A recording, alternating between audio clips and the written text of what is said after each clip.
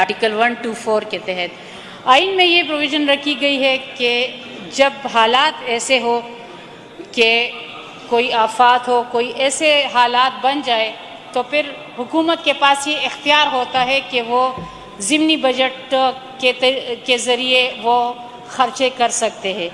لیکن افسوس کے ساتھ کہنا پڑتا ہے کہ کوئی بھی حکومت ایسی نہیں آئی کہ وہ اس ضمنی بجٹ سے نکل سکی۔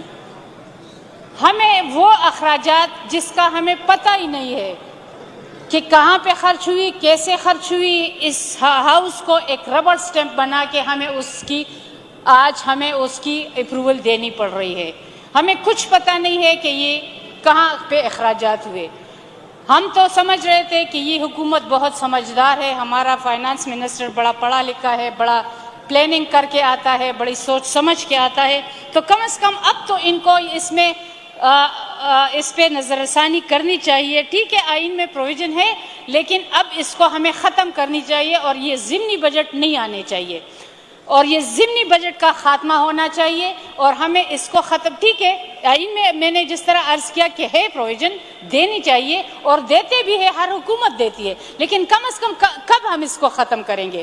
کب ہم اس کو ربڑ سٹیمپ کو ختم کریں گے؟ یہ سارے خرچے ہو چکے ہیں اور اب ہمیں کہتے ہیں کہ آپ اس کو پاس کریں۔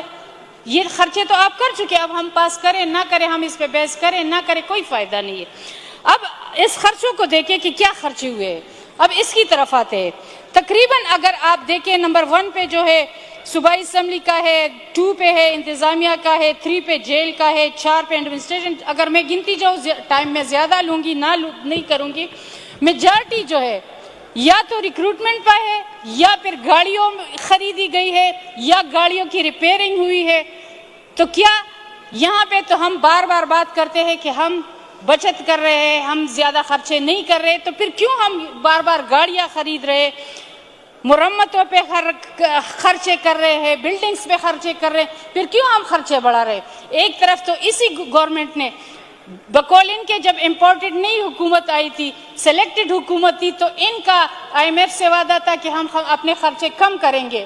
پھر یہ کیوں ہم نے خرچے بڑھائے؟ کیوں ہم نے گاڑیوں پہ خرچے کی؟ کیوں ہم نے اتنی ریکروٹمنٹ کی؟ ہم نے سیلریاں بڑھائی، ہم نے اتنے انکریمنٹ کیے، جبکہ ہماری ایگریمنٹ تھی کہ ہم اس کو نہیں کریں گے۔ اگر یہاں پہ دیکھیں نمبر 10 پہ یا نمبر 11 پہ کہ ہم نے جنگلی حیات کے لیے رقم رکھی ہے یا جنگلات کے لیے، لیکن دوسری طرف ہم اگر دیکھیں تو ایک تو ہم نے جنگلات کو تباہ کیا اور جنگلی حیات کو بھی ہم نے تباہ کیا۔ مجھے اس پہ اعتراض نہیں ہے کہ ہم نے فنڈز دیے، مجھے اس پہ اعتراض ہے کہ ہم نے جنگلات کو بھی جلایا، ہم نے جنگلی حیات کو بھی جلا دیا۔ کیونکہ جب پورے صوبے میں آگ لگی ہوئی ہے ہمارے جنگلات میں، تو ایک تو ہمارے جنگلات جل گئے، ہم نے تو یہاں پہ ایک جو ہم بڑا دعویٰ سن رہے تھے کہ بلین ٹری کی سونامی آئی ہے، لیکن جو یہ جنگلات کو آگ لگی ہوئی ہے، تو ایک تو ہمارے جو آلریڈی جو ہم موسمیاتی تغیروں کا شکار ہے، اس سے ہمارے جنگلات جل گئے، لیکن اس کے ساتھ ساتھ ہماری جنگلی حیات کو جو نقصان پہنچا ہے، بہت افسوس ہو رہا ہے اس کے ساتھ کہ ہماری جو سالوں کے جو جنگلات ہیں، ایک تو وہ جل گئے، دوسرے اس کے ساتھ ہمارے پرندے تھے، ہماری جنگلی حیات تھے، اس کو بھی بہت زیادہ نقصان ہوا۔ تو اس کو بہت زیادہ میرے خیال میں مجھے اس پہ بہت زیادہ افسوس ہے کہ اس کو روکنے کے لیے ہم نے کچھ زیادہ ٹھوس اقدامات نہیں کیے، تو اس پہ مجھے زیادہ دکھ اور افسوس ہے۔ تو اس لیے مجھے اس ضمنی اس پہ بھی ہے۔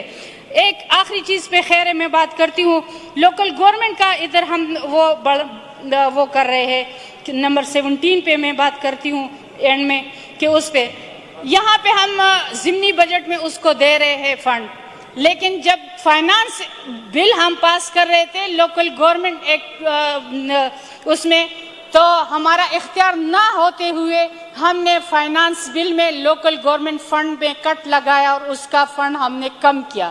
تو یہ ایک افسوسناک بات ہے کہ ہم یہاں پہ ضمنی بجٹ تو دے رہے ہیں، لیکن ادھر سے ہم نے لوکل گورنمنٹ فنڈ میں فائنانس بل میں، پچھلے فائنانس بل میں اس میں کو کم کیا۔ تو یہ ایک افسوسناک چیز ہے کہ ہم نے لوکل گورنمنٹ کے اختیارات بھی کم کیے، لوکل گورنمنٹ فنڈ بھی کم کیا، پھر یہاں پہ کیوں آپ اس کو ضمنی بجٹ دے رہے؟ تھینک یو جی. لطف الرحمان صاحب.